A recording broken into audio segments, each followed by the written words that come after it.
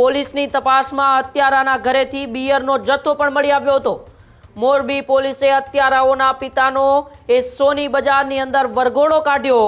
હત્યારાના પિતા પણ અનેક ગુનામાં સંડોવાયેલો હોવાનું અત્યારે પોલીસ તપાસમાં ખુલી રહ્યું છે।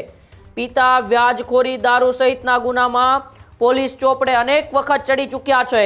પોલીસે અટક કરી કાયદાનું ભાન કરાવવા સોની બજારની અંદર વરઘોડો કાઢ્યો છે।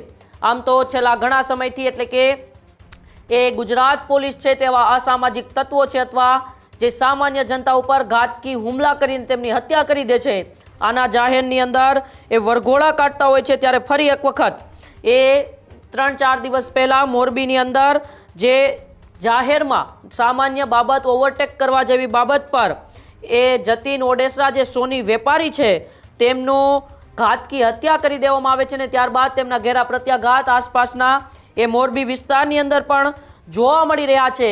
ત્યારે આજ કેન્ડલ માર્ચનું પણ આયોજન કરવામાં આવ્યું હતું। મોટી સંખ્યાની અંદર એ સ્થાનિક લોકો પણ એ કેન્ડલ માર્ચની અંદર જોડાયા હતા અને પોલીસે હવે જે હત્યારા છે જેમણે જતીન ઓડેસરાની એ ઘાતકી હત્યા કરી નાખી છે એ જતીન ઓડેસરાના પિતા છે તેમનો જાહેરની અંદર એ સોની બજારની અંદર વરઘોડો કાઢ્યો હતો। એમના પિતા પણ અનેક ગુનાઓમાં ભૂતકાળની અંદર સંડોવાયેલા છે।